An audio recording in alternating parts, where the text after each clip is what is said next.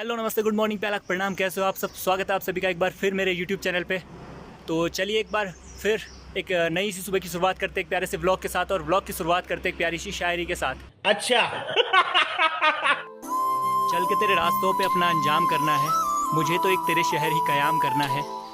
बना के जो रखना है एक तुझी से वास्ता, इसी गर्ज में दुनिया से हर ताल्लुक नाकाम करना है। मेरे दिल में तो तुम हो, बस तुम ही हो, मैंने तेरे दिल में अपना मकाम करना है। कि बहुत डर लिया दुनिया से अब नहीं डरना, मैंने इश्क बेतहासा तुझे सरेआम करना है। Oh my God! Wow! तो चलिए व्लॉग की शुरुआत करते हैं। और व्लॉग में आज हम जाने वाले हैं एक ऐसी जगह जहाँ पर स्वामी विवेकानंद का आश्रम है और एक ताल है। तो अगर आप वीडियो देख रहे हो तो फर्स्ट पे ही कमेंट करके बताओ कि हम कहाँ जाने वाले हैं, कौन सी ऐसी जगह जाने वाले हैं। जो बहुत सारी चीज़ें हम आपको बताएंगे वहाँ से रिलेटेड, जो भी स्टोरी है, जो भी चीज़ें हैं। तो चलिए शुरू करते हैं सफ़र। अभी हम निकल चुके हैं चंपावत से, और चंपावत से सूखीढांग तक की दूरी हमें तय करनी है। और अभी हम शुरुआत कर रहे हैं दिन की एक मंदिर में, भगवान के दर्शन के साथ अपने दिन की शुरुआत कर रहे हैं। तो आपको भी दर्शन करवाते हैं भगवान के, उसके बाद चलते हैं अपने सफ़र की शुरुआत करते हैं। श्री कृष्ण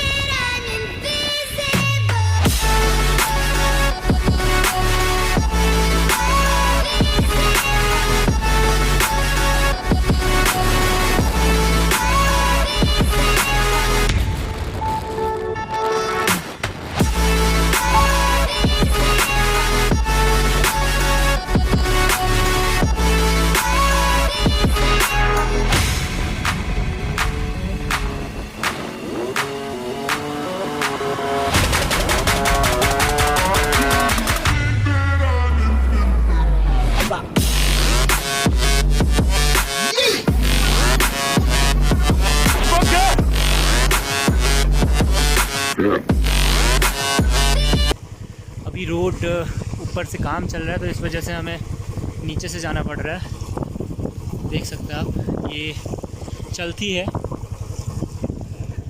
और ये चलथी का इंटर कॉलेज, इस साइड चलथी का इंटर कॉलेज, और इस साइड जो है हॉस्पिटल है चलथी का। सामने वाला जो पहाड़ है उस पर कटिंग चल रही है, काम चल रहा है। वैसे नॉर्मली रोड वहाँ से है, लेकिन यहाँ से अभी नदी से ये काम चलाओ रोड है, थोड़े दिनों के लिए बनाई गई है। तो यहाँ से हमें आना पड़ रहा है, देख सकते हो।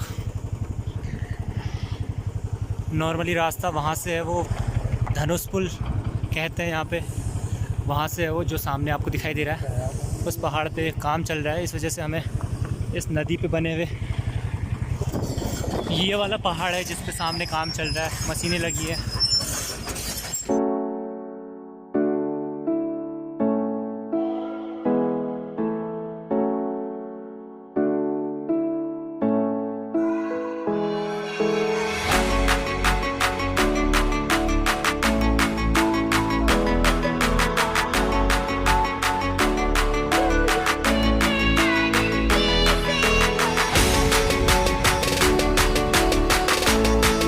तो फाइनली गाइस पहुंच चुके हैं हम सूखीढांग, और सूखीढांग से थोड़ा आगे आके यहाँ से ऊपर को एक सड़क जाती है, मैं आपको दिखाऊंगा अभी, ठीक है।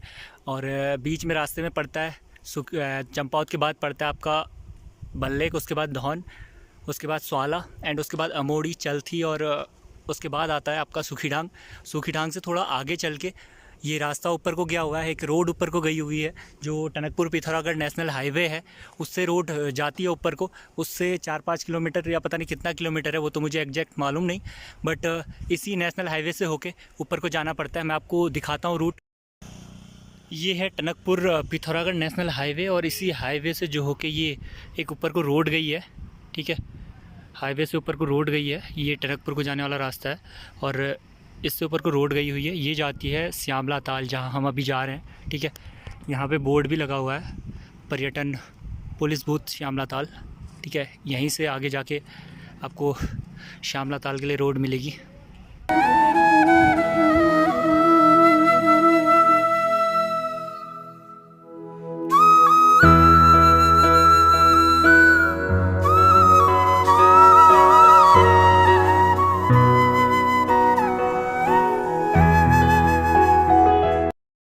तो फाइनली पहुंच चुके हैं श्यामला ताल।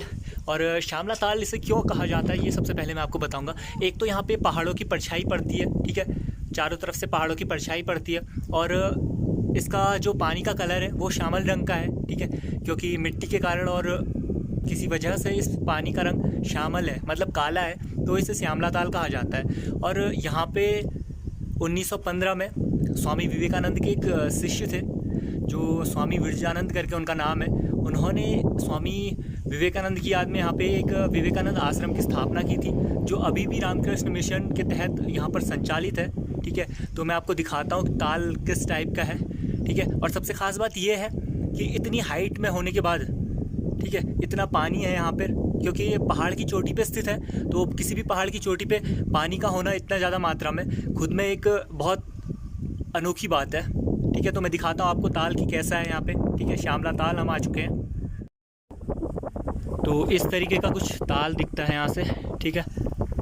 देखो आप उस साइड पे भी है, ठीक है, उस साइड पे भी है ताल, बट अभी हम गए नहीं उधर, तो आपको दिखाएंगे अभी जाके, ठीक है। और वहाँ पे बोटिंग हो रही है, वहाँ भी हम आपको जाके दिखाएंगे। वो सामने आपको नज़र आ रहा होगा, वहाँ पे बोटिंग हो रही है, ठीक है। आजकल नई शुरुआत यहाँ पे की गई है कि बोटिंग की शुरुआत की गई है, जो बहुत अच्छी बात है। और सबसे बुरी बात मुझे यहाँ पे ये लगती है कि देखो यहाँ पे सफाई का कोई भी ध्यान नहीं रखा गया है, ठीक है। काफ़ी मतलब गंदगी यहाँ पे फैलाई जाती है, कोई भी किसी भी लोगों की तरफ से या फिर सरकार की तरफ से यहाँ पे कोई भी अच्छा कदम नहीं उठाया गया। हालांकि इसकी बात कही गई थी कि यहाँ पे इसे पर्यटन को बढ़ावा देने के लिए इसको विकसित किया जाएगा, बट अभी तक कोई भी यहाँ पे कदम नहीं उठाया गया। देख लो, मतलब इतनी गंदगी।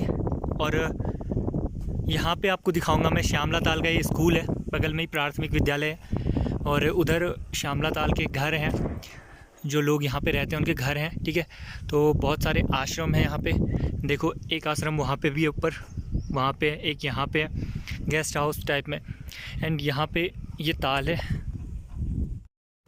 मेरे पीछे जो ये ताल आपको नज़र आ रहा है, तो इसकी जो शुरुआत होती है, जो आश्रम स्थापना की शुरुआत होती है, वो 1906 से 1914 के बीच जो स्वामी विरजानंद थे वो मायावती आश्रम के अध्यक्ष भी थे।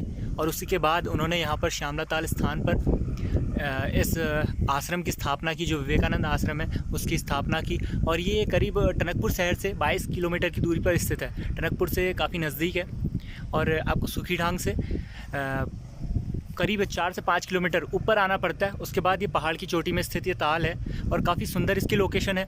यहाँ पे ये नहीं कि आपको हर चीज़ नहीं मिलेगी, काफ़ी चीज़ें यहाँ पे मिलेंगी और बहुत सारी चीज़ें, मतलब जैसे गेस्ट हाउस है वो भी आपको यहाँ पे प्रोवाइड होंगे।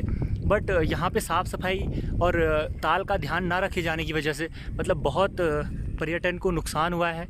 और इसी की भरपाई करने के लिए सरकार ने अभी तक मतलब अब कदम उठाने शुरू तो किए हैं। फर्स्ट कदम उन्होंने यहाँ पे बोटिंग वाला स्टार्ट किया है, बट अभी तक कोई ताल की सफाई में मुझे तो कुछ भी परिवर्तन नज़र नहीं आया। मतलब जैसा मैं देख के गया था काफ़ी साल पहले, सेम वैसा ही ताल अभी तक स्थित है यहाँ पे। इसी ताल से थोड़ा ऊपर पहाड़ी की चोटी में एक विवेकानंद आश्रम स्थित है, जहाँ से हिमालय की चोटियों के दर्शन होते हैं। और इस सब की शुरुआत कैसे हुई वो मैं आपको थोड़ा क्लियर करता हूँ। मैं थोड़ा पीछे की तरफ आया हुआ हूँ क्योंकि आगे बहुत सारे लोग हैं, शोर हो रहा है, तो मैं यहाँ से आपको क्लियर करता हूँ कि इस सब की स्टोरी क्या है। इस सब की शुरुआत होती है नवंबर 1914 में, जब जो श्रीमती सेवियर होती हैं वो विवेकानंद की एक सहयोगी है, श्रीमती सेवियर करके, ठीक है। वो 1914 में उनके द्वारा प्रदान आर्थिक मदद से यहाँ के जो प्रधान होते हैं, वो स्थानीय प्रधान होते हैं, हरि सिंह नाम होता है उनका, उनसे 700 रुपये में कुछ ज़मीन ली जाती है और वहाँ पे आश्रम संचालित किया जाता है और बहुत सारी चीज़ें की जाती हैं। और लगभग 1 साल बाद 21 मई 1915 को यहाँ पर निर्माण कार्य पूरा हो जाता है। और निर्माण कार्य पूरा होने के बाद श्रीमती सेवियर की उपस्थिति में यहाँ पर आश्रम को संचालित कर दिया जाता है। ठीक है, आश्रम की स्टार्टिंग कर दी जाती है। और यहाँ पर उसके बाद जो आश्रम का नाम रखा जाता है वो अपने गुरु के नाम पे रखती हैं, जो महापुरुष हैं स्वामी विवेकानंद, उनके नाम पे इस आश्रम का नाम रखा जाता है कि स्वामी विवेकानंद आश्रम। तो इससे पहले जब इसकी स्थापना हुई तो यहाँ पर कोई भी नज़दीक में ना अस्पताल हुआ करता था और ना ही कोई ऐसा चिकित्सा औषधि केंद्र हुआ करता था जहाँ से यहाँ के लोग इस दवाइयों का मतलब लाभ उठा सकें या दवाइयाँ ले सकें। तो क्या हुआ, उस टाइम पे यहाँ पर कोई भी सड़क मार्ग नहीं था, पैदल मार्ग था। और जो टनकपुर से यहाँ पर पैदल मार्ग था, बिल्कुल सड़क मार्ग कोई भी नहीं था। और जो सबसे नज़दीकी शहर था वो था पीलीभीत, जो 110 किलोमीटर की दूरी पर यहाँ से स्थित था। और जो यहाँ के आसपास के लोग थे, जैसे आश्रम की स्थापना हुई तो आसपास के जो लोग हैं वो यहाँ पर स्वामी विरजानंद के पास अपनी दवाइयों को या फिर चिकित्सा सुविधा लेने के लिए आने लगे। आसपास में कोई भी अस्पताल न होने की वजह से धीरे धीरे क्या हुआ कि लोग यहाँ पर इस वजह से आने लगे क्योंकि यहाँ पर दवाइयाँ मिलती थी और स्वामी विरजानंद उनकी हेल्प करते थे। इस वजह से यहाँ पे बहुत ज़्यादा फेमस ये स्थान हो गया और लोग यहाँ पे आने लगे। तो क्या हुआ, इन सब को देखते हुए 1930 में यहाँ पर चिकित्सालय की स्थापना कर दी गई। थोड़ी सी ज़मीन और ख़रीद कर, आसपास के गांव वालों से थोड़ी सी ज़मीन और ख़रीद कर यहाँ पर चिकित्सालय की स्थापना कर दी गई। और यहाँ पर विदेशों से डॉक्टर आते थे जो यहाँ के लोगों का इलाज करते थे, वो भी निःशुल्क। और वर्तमान समय में भी ये चीज़ होती है कि यहाँ पर कैंप लगते हैं, बहुत सारे कैंप लगाए जाते हैं। और जो निर्धन लोग होते हैं, जो गरीब लोग होते हैं, उनके लिए यहाँ पर निःशुल्क चिकित्सा सुविधा उपलब्ध कराई जाती है, जिससे काफ़ी महत्व मिलता है।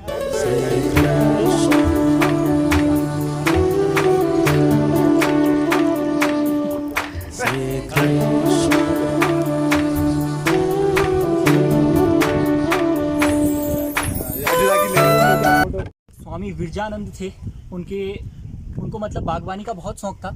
तो उन्होंने क्या किया कि यहाँ के लोगों को प्रोत्साहित किया इसलिए, और यहाँ पर बहुत सारी चीज़ें लगाई, जैसे आम के पेड़, अखरोट के पेड़ एंड बगीचे, लीची के बहुत सारे ऐसे पेड़ लगाए।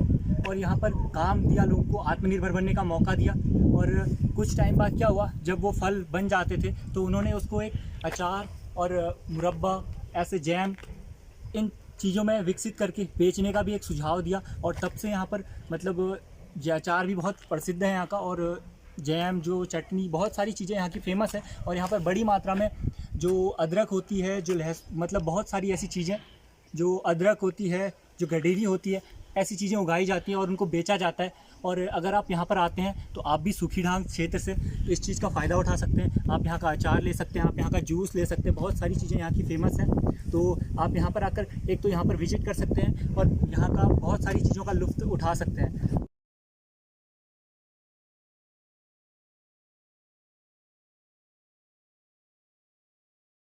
तो ऐसे जगहों पर आने से क्या होता है कि जो लोग होते हैं, यहाँ के आसपास के लोग होंगे, उनको भी काम मिलेगा और आपके यहाँ आने से पर्यटन को भी बढ़ावा मिलेगा। और जो बेरोज़गार लोग होते हैं, उनको रोज़गार मिलेगा। इससे उनके जो जीवन यापन आसान हो जाएगा उनके लिए भी। तो मेरा आपसे निवेदन है कि ऐसे क्षेत्रों में अपने पर्यटन को बढ़ावा दें। आप आएँ घूमने, जब भी आप इधर उधर जाते हैं, अच्छे अच्छे शहरों में जाते हैं, उसकी बजाय आप यहाँ पर प्रकृति के बीच आ सकते हैं और उस चीज़ों का फ़ायदा उठा सकते हैं। और मेरा सरकार से भी एक निवेदन रहेगा कि आप यहाँ की व्यवस्थाओं को सुधारने का कष्ट करें, क्योंकि यहाँ पर बहुत ही ज़्यादा मतलब इतना अच्छा वातावरण है नहीं। यहाँ पर आप देख सकते हैं कि गंदगी बहुत ज़्यादा है और यहाँ पर सिर्फ बोटिंग की जा रही है, बट यहाँ पर साफ़ सफाई नहीं है। और भी बहुत सारी चीज़ें हैं, जैसे मतलब यहाँ पर साइड में दीवारें नहीं लगाई हुई हैं, और भी बहुत सारी चीज़ें, जैसे लोग यहाँ पर आते हैं तो उनको खतरा रहता है। तो और यहाँ की सड़क भी अभी मैं आपको दिखाऊंगा कि कितनी अच्छी है। तो ये सब चीज़ें सुधारने की बहुत ज़रूरत है। बातों से सिर्फ काम नहीं होता, उसको धरातल पर करना भी ज़रूरी होता है। ये मेरा सरकार से निवेदन है कि इस तरह के क्षेत्रों को पर्यटन में और विकसित करने का काम करें।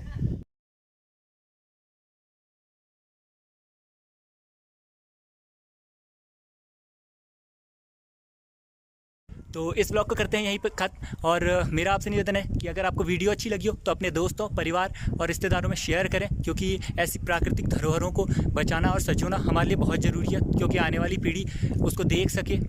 और बहुत सारा काम करना है इसके लिए। बहुत धन्यवाद। और चैनल पे अगर नए हैं चैनल को सब्सक्राइब करें और दोस्तों में शेयर ज़रूर करें। Thank you so much all. जय देवभूमि, जय उत्तराखंड।